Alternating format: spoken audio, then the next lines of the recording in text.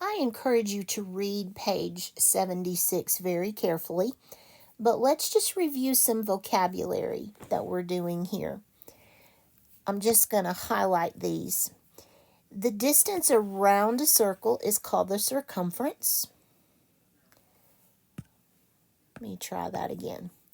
The distance around a circle is called the circumference.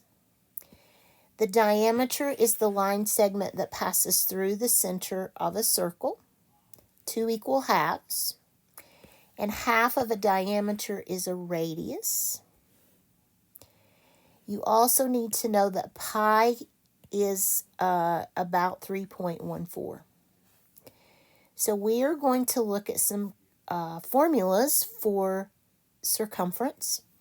Remember that area is always measured in square units, and circumference will be measured in linear distances.